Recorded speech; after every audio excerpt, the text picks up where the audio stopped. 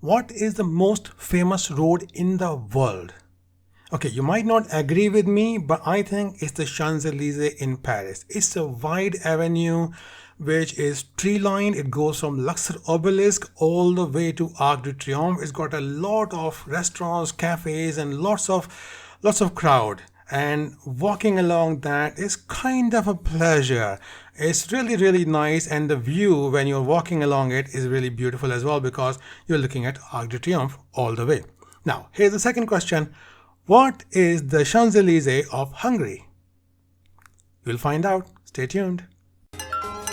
My name is Sunny and I wanted to create a podcast that would be like a campfire where you tell stories, share life experiences, sing songs, tell jokes, and come home with great vibes. That's why I created Campfire Corner. Welcome to Campfire Corner with Sunny. Hello again, this is Sunny and you're listening to Campfire Corner. In this series of Campfire Corner episodes, we are talking about my recent trip to Budapest. This was my second trip, and the theme of this series is going to be, is Budapest worth visiting a second time? Is it going to prove like a twice told tale, or comfortable like an old shirt? So in the first episode, we got as far as taking off from London and then landing in Hungary, in Budapest. From the airport itself, I was feeling a little bit more confident because the first time I had gone there, I had done some research, I was prepared for something, but this time I was more prepared. The example of that was that as soon as I got out of the airport, I looked for the bus number 100E. And last time also I had looked for that same bus, but there was one difference this time. I had a ticket. Okay. So I got on there and I showed the ticket to one of the ladies who were outside the bus, and they were checking the ticket. And I got on board. And as I am boarding the bus, I heard somebody behind me showing a ticket to the same lady, and she tells him, no, this ticket is not for this bus. You need a special airport shuttle ticket for this bus. And I'm thinking in my head, tourist. The reason that I judged this guy so harshly was because I had done the exact same mistake last time. Okay. So the two things that I had done before getting to Budapest both times was that I took a travel card, which you can buy from their app, which is called Budapest Go. It's a very nice, easy app. It lets you do everything, checking timetables for the buses and metros. It lets you buy the tickets on there. It lets you navigate as well to the nearest bus stop or metro stop. And also you validate the tickets from the app itself. Okay, this is something that all the vlogs will tell you, that you need to validate your tickets before you can use them for the journey. Otherwise, if the ticket inspector comes on the metro or on the bus, and they do check it in many different places, then if you don't have a ticket which is validated, you might have a ticket but it's not validated, that means it will still cost you a hefty fine in that bus or in that journey. So how do you validate that? You have the ticket in the app. There's an option to validate it, and you just go to a yellow box outside the metro station where you are boarding the metro. So just scan the code there, and then you can validate your ticket. But if you have a travel card, you don't need to validate it. Okay, then you can just not validate, but kind of scan and in every journey. I'll tell you more about that later. But for this special bus, the airport shuttle, what you do is you have to buy another ticket which costs you extra, and it only allows you to ride on this bus only for a single journey. So the travel card for 3 days, 72 hours, cost me about £12.50. Okay, and one ticket for this shuttle cost me about $4.99. So not about, exactly $4.99 in pounds. Why is it so expensive? Because this bus is very convenient. For one thing, there are so many of them that you get to the stop. If one is leaving, the next one comes around right away. Or as in my case, it was a bit crowded, so I did not get on that. I waited. When the next one came, I got on that so that I could get a seat as well. And they're so good because you just have to wait like 1 minute, not more than that. Second thing is, this bus goes all the way into the city. If you don't have a ticket for this, then you have to go by 200E. And that one is included in the travel card, but that one will go only halfway. Then you have to get off there, go into the mall where it will drop you at the last stop, and then you have to go upstairs and find the metro station. It's not the end of the world, you can find it, but if it's your first time in the city, first time in the country, you don't know the places, you don't know what you have to do, and Google Maps tells you which direction to go in, but it doesn't give you the up direction. In the 3D world, it can't tell you take the escalator to go up. Okay, so you might struggle a little bit like I did it the first time. So that's why this airport shuttle is so convenient, because you get on there and then for 35 minutes you are just sitting there or standing there if you don't get a seat, and then it will drop you all the way into the heart of the city, into the city center itself. Okay, so it's that easy. That's why you want to get that, and in order to get that you have to buy a special ticket. And in the app itself, when you buy the ticket, you can see all your tickets in there, and there's a little yellow button which says scan. So if you click that when you are outside the bus, it will generate a QR code, and then you show that to the person, there are several ladies who are checking the tickets, and then they will scan that QR code with their device, and they'll yeah, that's fine, come on in, like that. The reverse of that is normal travel card. In normal travel card, there is a button for scan as well, and if you click that, it starts your camera, and there's a QR code on the outside of the bus.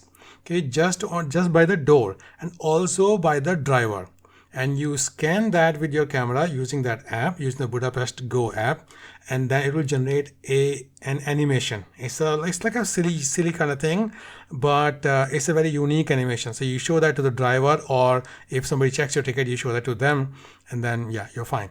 So travel card, you don't have to validate it beforehand, but whenever you go into a bus, and the drivers are usually quite blasé about it, like yeah, whatever. So if you show them, they will nod, they'll give you that much acknowledgement. But if you don't show it, they won't grab you by the collar and say like, hey, where's your ticket? No, that will be done by the inspector if you get checked in the journey itself. Okay, I have ridden the buses both ways, without showing that animation to the driver, and also by showing it, so it's not a big deal. I never got ticket checked that way. Okay, so now this shuttle is nice.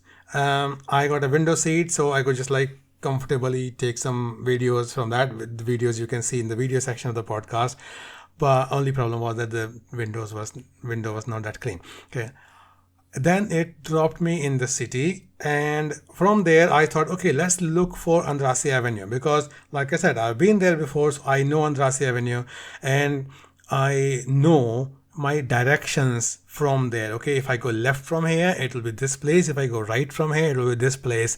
Okay, and in between also what places will there be. So I know Andrassy Avenue. Andrassy Avenue is the Champs-Élysées of Hungary. It's a nice wide road, wide boulevard, not boulevard, it's an avenue. So this road connects the city park to the city center. Okay, it's 2.5 kilometers long, and this is like very elegant. It's got lots of trees on both sides. There are service lanes if you want to ride an e-scooter or cycle. They've got wide service lanes on both sides as well, and there's a metro track that runs parallel to it underground. It's got a few different stops. This will feature later in my story as well on the last day. Heroes Square is one of their really big monument, quite nice. Got a big pillar in the middle, and then they've got a semicircular colonnade, I think that's called, with lots of little columns, little pillars in there, and statues and stuff. It's pretty nice. It's very big, very nice. There are reasons for going there as well. We'll talk about that in the third day. But here's some more interesting information about this avenue with the Champs-Élysées. Because of its historic and cultural importance, Andrassy Avenue has been a World Heritage Site since 2002. Okay, so those UNESCO World Heritage Sites, that they're all over the world for important things which are very old or very valuable for the cultural values. This is one of them. It was constructed in 1872, that's when it started, and it was being prepared for the rebirth of the Pest Buddha. Okay, it was, Pest is one side of the city and Buddha is on the other side. They are the two different parts of the city. There are two different cities before, and they have been joined together for as a Buddha. We'll talk about this later, okay? Stay with me. So at that time, it was being prepared, it was being constructed in preparation for the millennium celebrations, okay? Millennium means in this case 1900, because celebrations were going to happen in the 1896. And the reason for that is that the foundation of Hungary took place about 896. Okay, so 1000 years of Hungary, 1896. That's why it was being prepared, it was being constructed. And the name of the road Andrassy, it comes from Count Gyula Andrassy, who was Hungary's prime minister from 1867 to 1871, and he supported the building of this road along with some other major reconstructions around the city in Pest at the time. And part of the Millennium Underground M1 metro that has a parallel track, as I said. So it's got several different stops in the Heroes Square is one, and Baya Utsa means the street, UTCA, Kundali Korond, Octagon, and the Opera. Octagon is like it's an octagonal shape boulevard in the middle. So when you come from Andrassy Avenue all the way to this city center side, then you will see that in the middle. If you walk all the way, don't do it, it's very long. There are some very nice historical buildings, very, very elegant, spectacular buildings along this road as well, which is another reason for walking along this if you want to in a nice weather. At this time when I went there, it was a little bit foggy, so you could not see all the way to the Heroes Square from there. Okay, but some of the more historical, spectacular buildings there are, like the Hungarian State Opera House, definitely worth seeing. And there's a Liszt Ferenc Music Academy or the Ballet Institute. They are opposite the Opera House as well.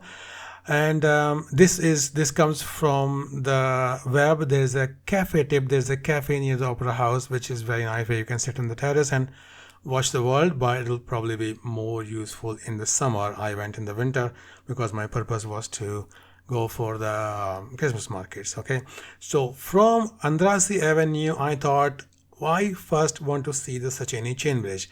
I love bridges. If you have been listening to this podcast, I'm sorry it's not more professional, but well, this is what it is. But you would know that I love bridges, and Széchenyi chain bridge is one of my favorite bridges as well.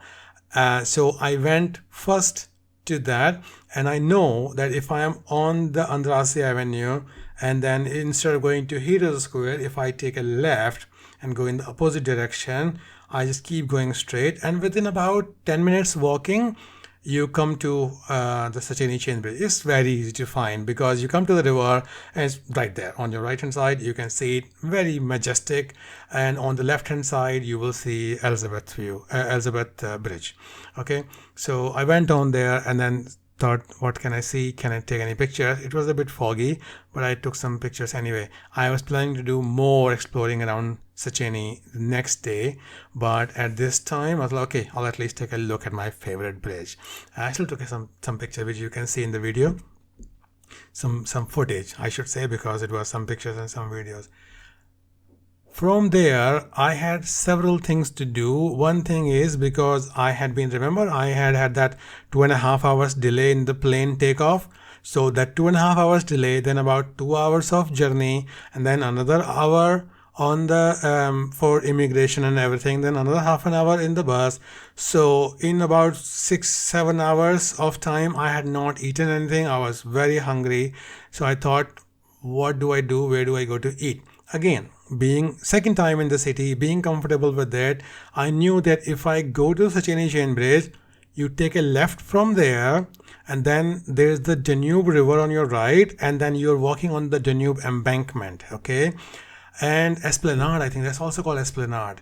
So you walk along that, and In the summer there's a lot of market there as well, but even in winter you can walk along there, and on the left hand side there are quite a few cafes. You can get your Starbucks there, you can get some other normal local cafes there as well, some restaurants, and there are some small streets branching off from this esplanade, and then there are some more cafes and restaurants there as well. So you can always find food in Hungary. If this is like very ironical that in Hungary you would not go hungry, okay, because there are so many options and so many different kinds of price ranges, so many different kinds of cuisines. You can always find something.